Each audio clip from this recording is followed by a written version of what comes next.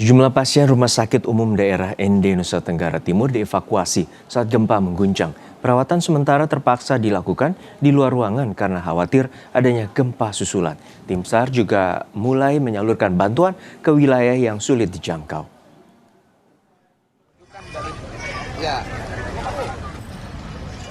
Satu persatu pasien dievakuasi keluar Rumah Sakit Umum Daerah ND Nusa Tenggara Timur saat terjadi gempa bumi magnitudo 7,7 beberapa waktu lalu. Saat gempa terjadi, total ada 70 orang pasien yang dirawat di Rumah Sakit Umum Daerah ND. 5 diantaranya merupakan pasien bersalin. RSUD ND merupakan rumah sakit rujukan utama yang melayani ibu kota provinsi itu dan daerah sekitarnya di Provinsi Nusa Tenggara Timur. Yang dirawat di rumah sakit saat ini kurang lebih 70 orang dan hal-hal darurat sudah ditangani oleh dokter spesialis bedah kami dengan secara terkoordinasi dengan para dokter yang ada di sini. Dan sebagaimana yang dilihat ada pasien-pasien perinatal kurang lebih 5 orang yang ada di luar, kemudian juga pasien-pasien di ICU yang juga terpaksa kita evakuasi dari dalam ruangan. Kapolda Nusa Tenggara Timur, Irjen Rudi Darmoko menyebut, korban meninggal akibat gempa berjumlah 50 orang lebih. Selain korban meninggal, 67 orang luka berat dan 123 orang mengalami luka ringan. Total hingga saat ini, sebanyak 7.670 orang mengungsi di 38 titik. Polisi berusaha membuka sejumlah akses yang sempat terisolasi untuk menyalurkan bantuan dan mengevakuasi warga. Jadi berdasarkan data yang masuk sampai dengan pukul 18.00, ini datanya dinamis ya, akan berkembang tentunya. Tapi yang masuk di posko Mapolda NTT, yang meninggal dunia sekarang berjumlah 55 orang, kemudian luka berat 67 orang, dan luka ringan 123 orang. Untuk data pengungsi ini, yang terdata di posko Polda NTT ada 38 titik. Kemudian jumlah pengungsinya 7.670 orang. Saya tekankan kembali, ini data dinamis, akan berkembang. Petugas kesehatan di RSUD Ruteng, Nusa Tenggara Timur, merekam kondisi pasca gempa. Dalam video yang direkam, sejumlah ruangan di dalam rumah sakit terlihat hancur. Terlihat pula sejumlah kerusakan pasca gempa, termasuk fasilitas di apotek.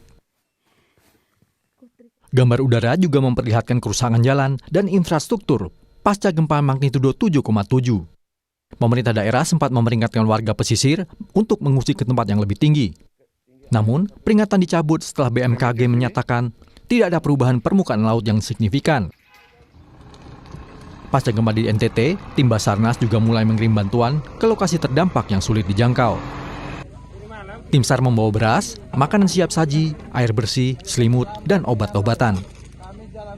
Banyak jalan tertutup batu besar hingga menjadi tantangan tersendiri bagi tim SAR. Tim Liputan, Kompas TV. Untuk mengetahui situasi pasca gempa di Nusa Tenggara Timur, kita terhubung dengan jurnalis Kompas TV, Citos Natun di Ruteng NTT. Citos, untuk saat ini informasinya ada 55 warga meninggal dunia dan 5.000 warga informasinya juga mengungsi. Lalu seperti apa situasi terakhir? Apakah masih ada gempa susulan dan bagaimana penanganan pasca gempa?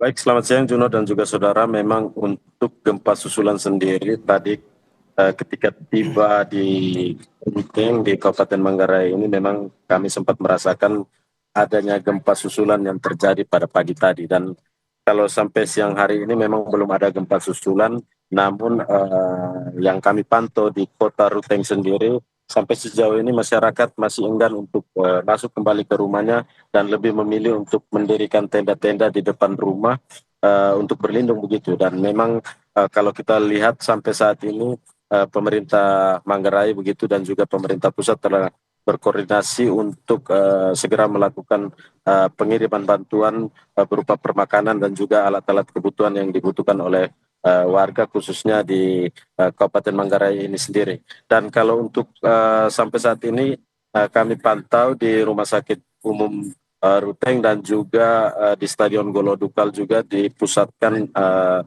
tempat-tempat untuk merawat para pasien yang memang sejak tanggal 15 kemarin diungsikan keluar karena bangunan dari RSUD sendiri terdampak gempa.